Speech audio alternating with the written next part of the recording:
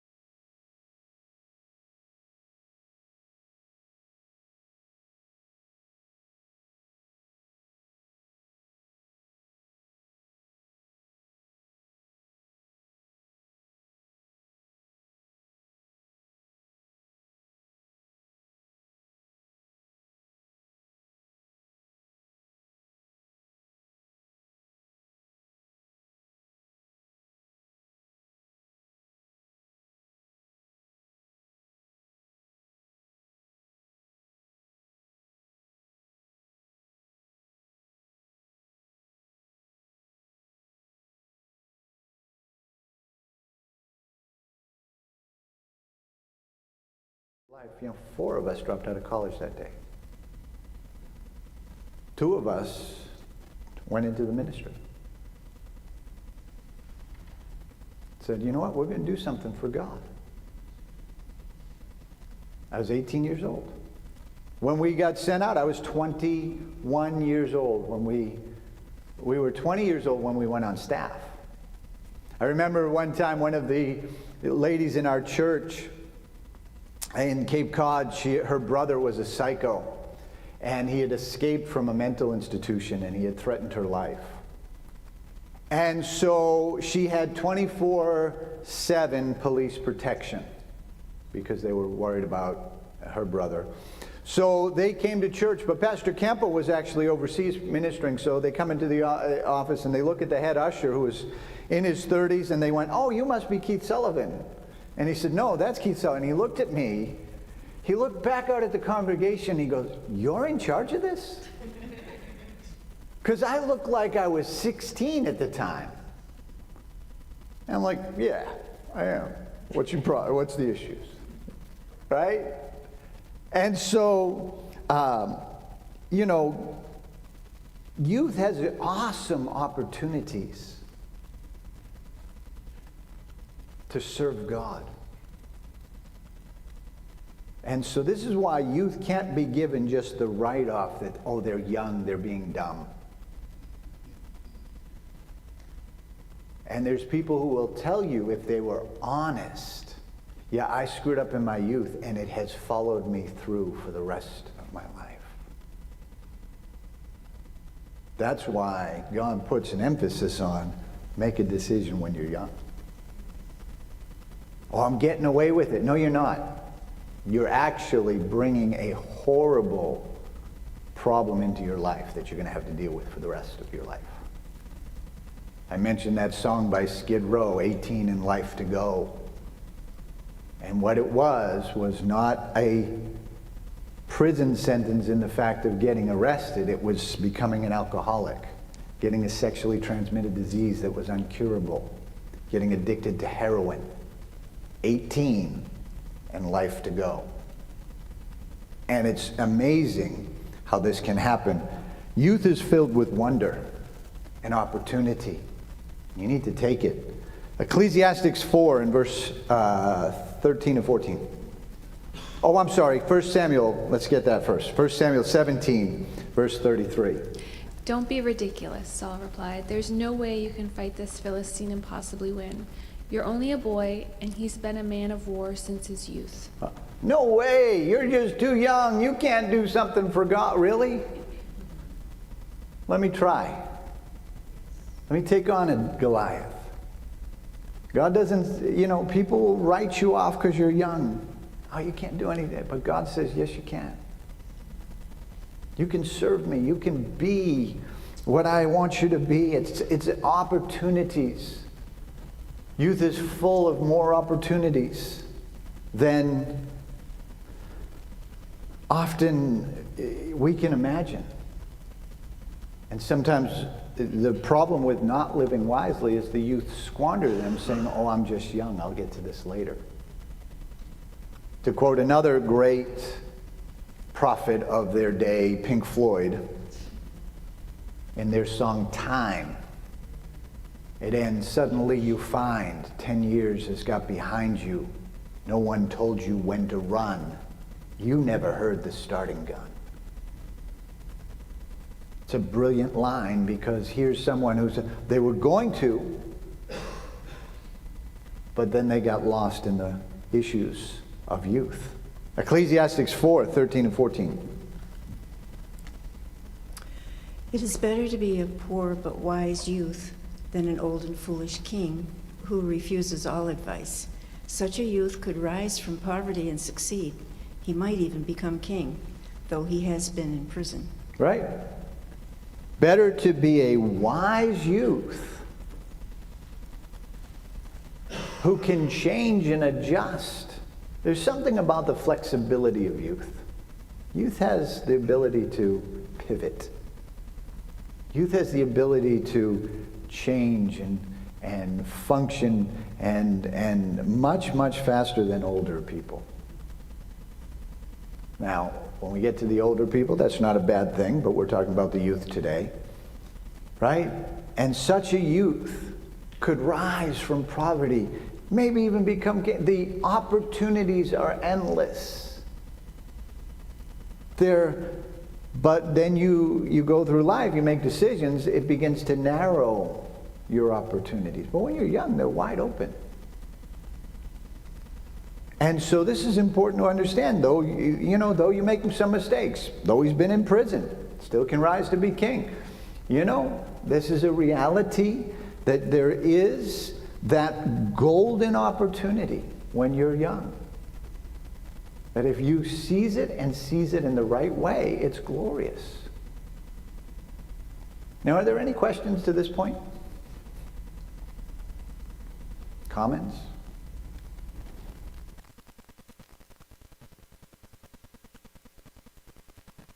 All right, let's move on then. Let's talk about the dangers of youth. I need 2 Timothy 2:22.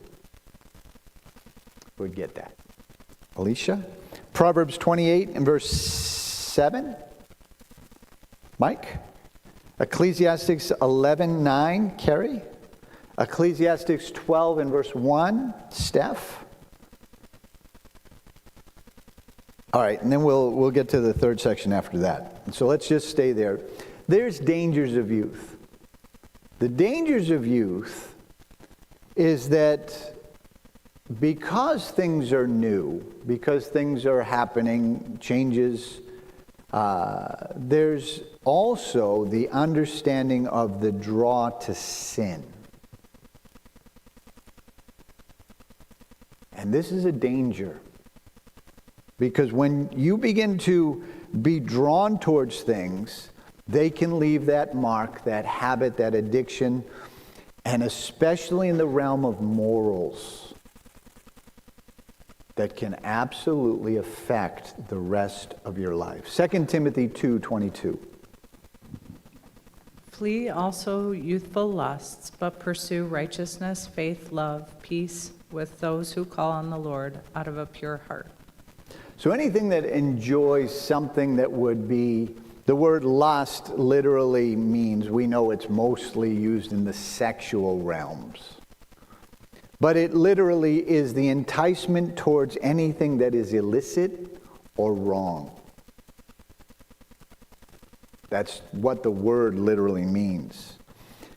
And in life, the reason why it's good to serve God when you're young is that there can be desires that create habits and addictions. I think it was the old quote, be careful of your thoughts. They become words. Be careful of your words. They become actions.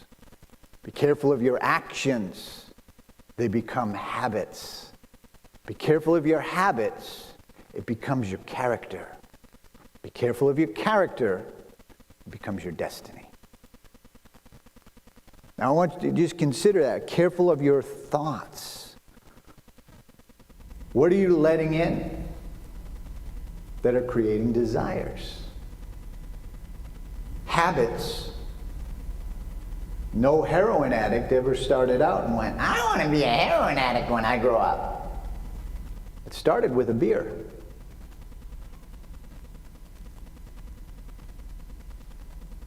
And then progressed to marijuana. Progressed to other drugs. And now they're an addict. This could be true with pornography. This could be true with an unhealthy desire for money. Unrighteousness towards money. When did it start? In their youth. The average American's first sexual encounter is around 16.8 for boys and 17.2 years old for females. And that has been rising. We live in a very dangerous moral Let me explain to you a little bit about sex for you young people. It has the ability to tie a soul with someone else. Those who start younger will have more partners in their life than those who wait. That's not just in the youth we do that. No, that actually has to do with a mentality. And so this is why when you open doors and play with things, they scar you for life. Couples who mess around. I was, doing some statistics for the wedding, and one I didn't bother getting into, especially with these couples, these two precious couples that got married just clean and pure is great. Couples who live together have a 50% higher divorce rate than those who don't. Oh, well, we're just saving some money, or we're just doing that. No, you are marking your life you're setting up your life for failure. Not to mention diseases, unwanted pregnancies. I could go on. The damage that is done because of sinful youth lusts. Proverbs 28 and verse 7. Whoever keeps the law is a discerning son, but a companion of gluttons shames his father. Companion of gluttons or wild friends or, who you hanging with?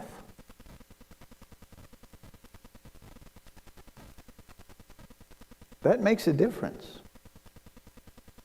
If you're hanging around, when I was in high school, it was the kids who I hung around. They began to influence me. That I began to do things that I wouldn't have done on my own.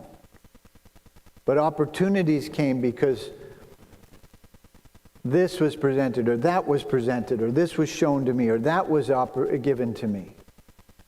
And who you hang around, relationships and friends.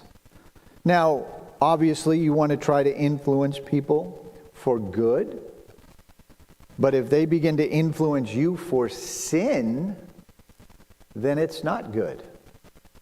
This is why this is why I have two basic rules when it comes to especially boyfriends and girlfriends. One is the obvious: if they are not saved, it is not going to work. Well, I'm going to win them to Christ. For every one person who does that, I can tell you there are 99 disasters. It statistically does not play out well. And it's on the other side of that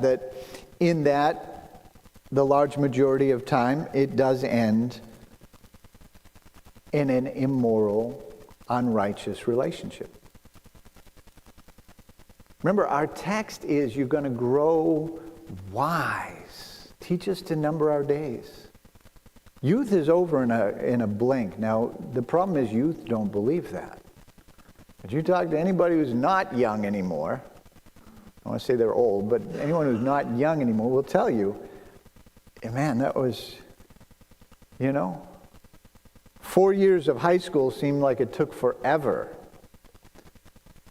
4 years of my life now seems like it goes by in a blink.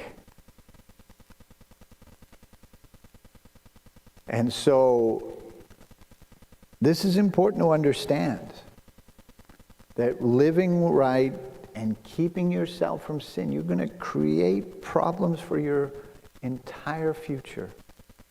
Ecclesiastes 11:9. Rejoice, O young man, in your youth, and let your heart cheer you in the days of your youth. Walk in the ways of your heart and in the sight of your eyes, but know that for all these God will bring you into judgment. So here Solomon is saying that you have great opportunities. You have opportunities to walk and allow, desires, and there's people that are given to, music, and there's people who give themselves to different excellent things in their youth that they're going to learn and discover. This is great, but just remember this. You are going to stand before God. You are going to give an account. And though your parents may not know, though the church may not know, you know and God knows. And he says, you've got to remember that. That you know what? You didn't get away with it. God knows. You didn't get away with it. Your conscience knows. You know and hear. Ecclesiastes 12 and verse 1. Remember now your Creator in the days of your youth, before the difficult days come, and the years draw near when you say, I have no pleasure in them. This is for someone who gives themselves over and forgets. Forgets their Creator. Goes on, lives there. You know what? They end up pretty miserable. Pretty miserable in life. No pleasure. Backslidden people, they have expectations of trying to fulfill things that you can't fulfill anymore. Life goes on. And so you have to serve God in the youth. And this is critical and important. And so that's a danger of youth. Remember, we're talking about living wise and growing gracefully. There's an old children's book called If You Give a Mouse a Cookie. How many of you have ever read that book? If you haven't and you got young kids, you need to get it for them. It's a great book. It's a lesson in, if you give a mouse a cookie, he's going to want a glass of milk. And if you give him a glass of milk, he's going to want a napkin. And if you give him a napkin, he's going to want a mirror, and he's going to want a comb, he's going to want this and this and that and that and this and this and that. And the book ends with all because you gave a mouse a cookie. There are certain things you put in motion that you could nip in the bud. Stop it before it even begins to flower. And this is healthy in life and important to do. And so growing wise means I got to check these things. School's starting, right? People will brag, oh, I went to this party and I made out with this and I did this and Yeah? Check back in 20 years. Where are they at now? And so this is why I'm being a little hard, but dealing with this in such a way because it's going to be healthy for you. And it'll keep you from great life problems. Any questions or comments? We got one more section to deal with here.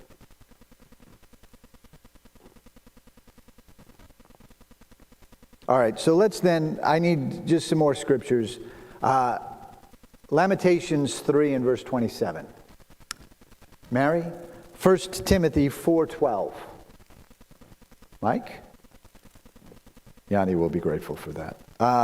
Malachi 2 verse 15. Cynthia? Proverbs 5 and verse 18.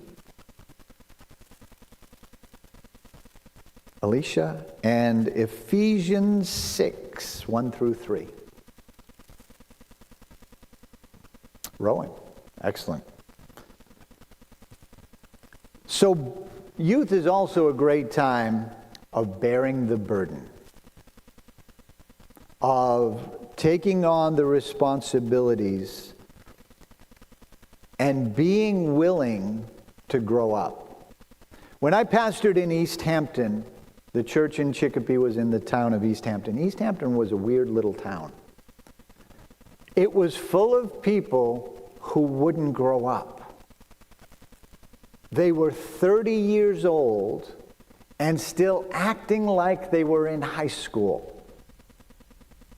Living with mom, going to the Friday night party, hooking up with someone, usually, the same person on Friday, breaking up with them on Tuesday, going to the party and re-getting with them on... It's just like, that is so foolish. They won't bear the burden. Right?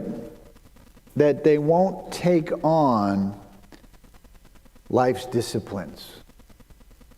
It is never too early to take on life's disciplines. Lamentations 3 and verse 27. It is good for a man to bear the yoke while he is still young. New Living, it is good for people to submit to an early age to the yoke. A yoke is, of course, the thought of the being put together with oxen before they would plow the field, to put the weight on your shoulders, to begin to take on. It is good for you in an early age to begin to take on financial responsibility.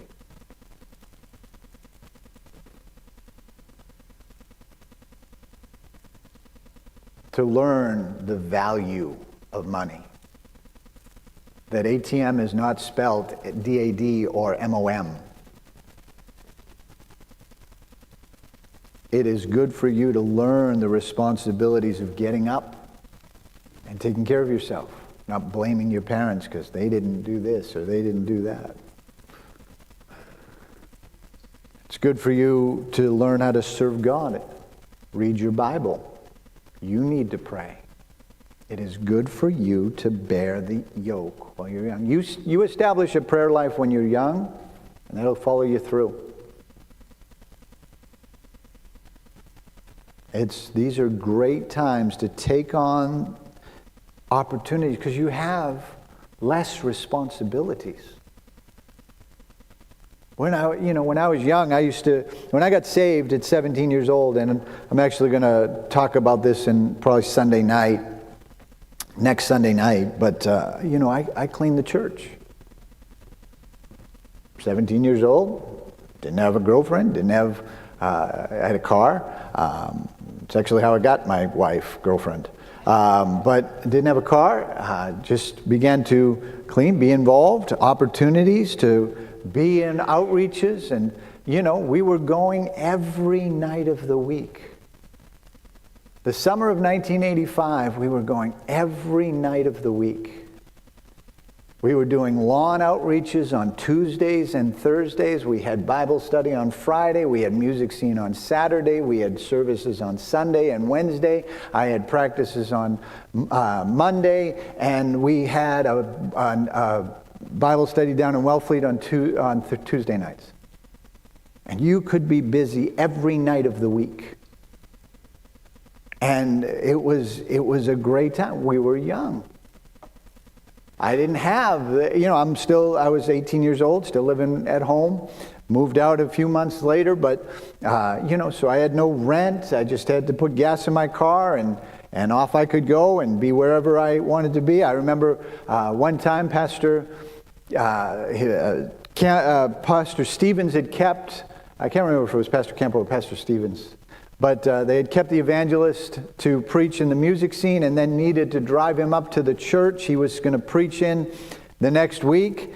And so me and Craig McLaughlin were 18 years old. We jumped in the car. We drove him up. We got back at 4 a.m. We went to the church. We cleaned the church. It took us we were leaving as people were coming in for Sunday school to go home, shower, change, and come back to church. Now that I'm 58, I don't know if I could do that. But I could do it when I was 18. There are great opportunities you have if you'll take the yoke when you're young. 1 Timothy 4:12. Let no one despise your youth, but be an example to the believers in word, in conduct, in love, in spirit, in faith, and in purity.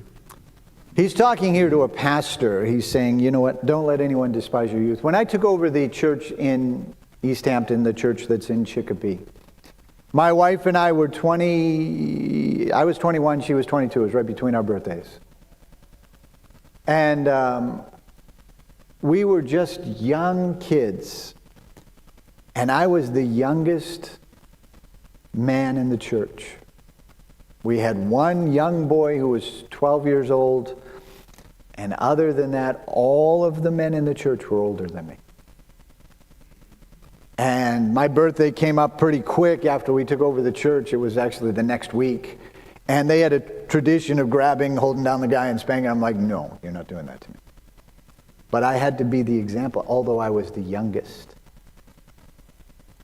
Oh, I don't have, bear the yoke. You have an awesome opportunity to be an example of what a young man or a young woman should be in serving the Lord, in your dress, in your actions, in your prayers, in your Bible reading, in your service to God, in your commitment. These are all healthy. And so it's a great time to not make excuses and go, I'm all in for God. That's living wisely. It is out of that I also believe it's good to marry young. Oh, they're too young. We got married too young. No, you didn't get married too young. I was talking with Evangelist Bowman, and he was saying, you know, how the age of consent and different things, they want to change this and all that. And I was telling him that back on the East Coast, it's much younger, and that had to do with marriage back in the day. People would get married at 15, 16 years old. Back in just the way it was. And, you know, people would say, oh, that's cruel and wicked. And that's just the way society works. And I'm all for I'm not that young, but 18, 19, 20, 21, no problem. Get married. Well, I want to get this, and I want to do that, and I want to... Why? Get married, serve God, do something for the Lord. Malachi 2, verse 15. Didn't the Lord make you one with your wife? In body and in your spirit, in body and spirit, you are his. And what does he want? Godly children from your union. So guard your heart, remain loyal to the wife of your youth. To the wife of your youth. Getting married young is a good thing. I got married at 20. My daughter got married at 18. I'm all for it.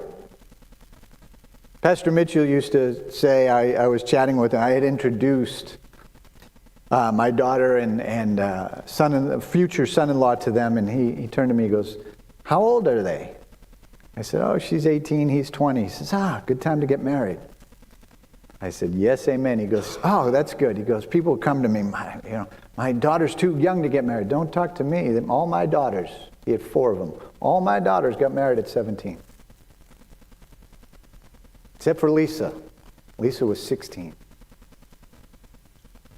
Pastor Greg and Lisa was 16 years old when she married Greg.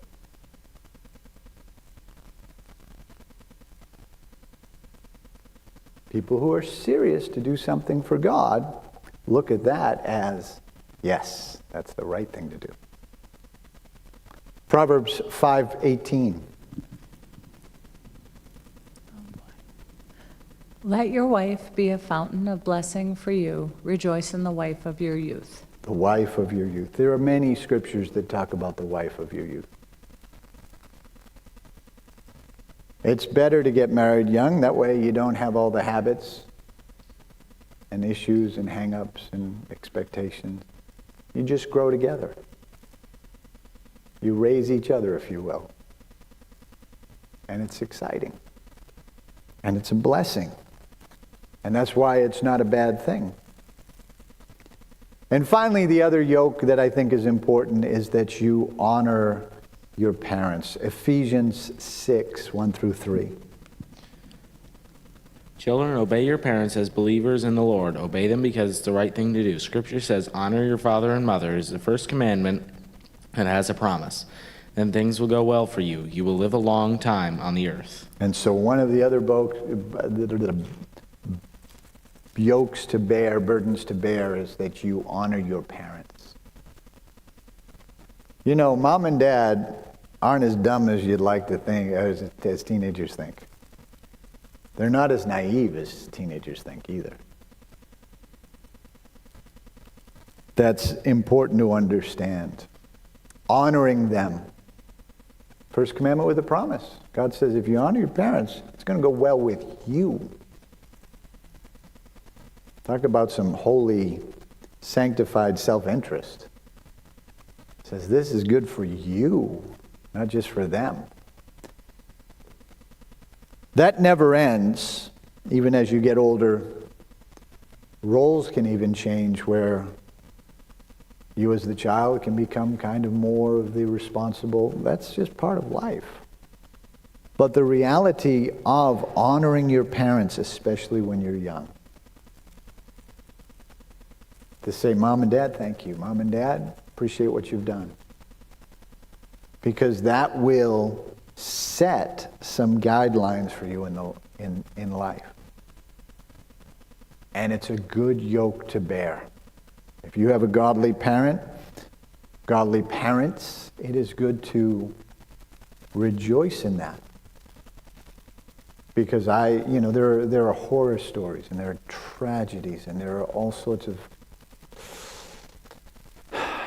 heartbreaking situations where people didn't have parents, orphanages, and all in Lithuania. They tried to get me to go to the orphanage all the time, and I absolutely refused. And it wasn't because I didn't want to; it was because I would want to have adopted all of them, and I couldn't handle that. I just knew in my mind I could not handle the heartbreak of what I was going to see there. I wasn't burying my head in the sand. I just don't have the finances, the time, or the calling to save them all. I just don't. And so, even if I picked one or two, then I'd always feel a little bit bad. Why couldn't I take in 3 or 4? And it just wasn't. You have good parents, you honor them. Say, thank you, Mom, Dad. And part of honoring might be being honest. You know what? I've been not doing what I should be doing, but I'm going to start doing it. Not giving your mom or dad lip. Attitude. Honor them. Say, you know what? God's going to help me. And so this is living wisely in your youth. That you have your opportunity to give your life to Jesus. The younger, the better. Realize the sin you may think is fun now could be a lifetime of bondage. You got to deal with it. And stop it before it even starts. It's good to bear the yoke, your responsibilities. And even realize, you know what? I'm not going to wait till I'm 35, 40 years old. I want to think about now you got to find the right person, you got to be the right person, and all of those kinds of things. But to say, you know what? I'm not too young to get married. I'm not too young to be that person. Of being a marriageable person, even because I'm young. And honoring your parents. Growing gracefully in the seasons of life, that'll take you through. That'll take you through your youth. There's other issues, of course, youth will deal with, and individual issues, but those in general, you want to grow wise in your youth, start there. And you'll get a good start. Any questions or comments? Alicia?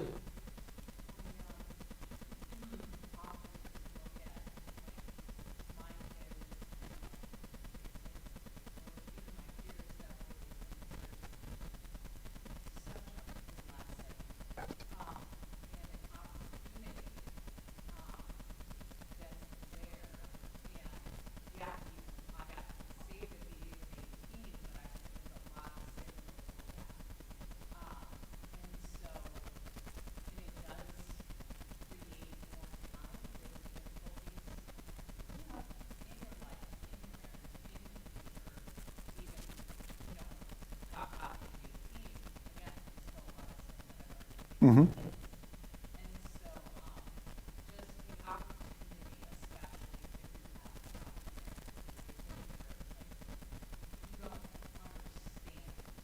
Yes.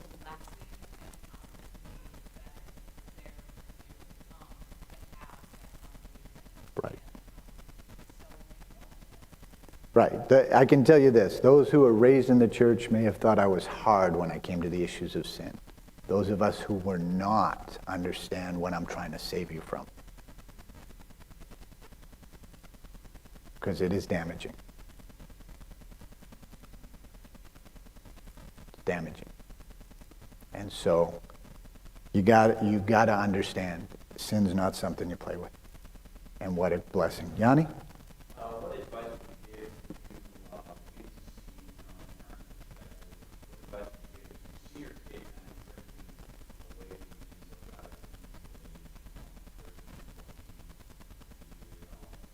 start to punish, or would you kind of like allow them to, I've seen both things. Yeah. Again, you're allowing them to continue on in sin is not going to be a healthy thing. So rules under our house, my roof were certain things. You weren't going to, you weren't going to bring certain things into my house. You weren't going to act certain ways. Now, you're free to do that. And so when you leave, and, I have a unsaved brother-in-law who actually was dealing with his son who had done some things. And he's like, well, I'm out of here. So he said, okay, let's sit down. This is what your car insurance is going to cost, and this is what your rent's going to cost, and this is what your light bill is going to cost, and this is what your food expense is going to cost. And this, all of a sudden he realized, you know what, maybe I should change my ways. Right? And so that's unsaved. That's just being practical in the unsaved. Okay, this is what life costs. So rules in your house, you got to stick to them. Kids will try to violate them, but there should be appropriate punishments when they do.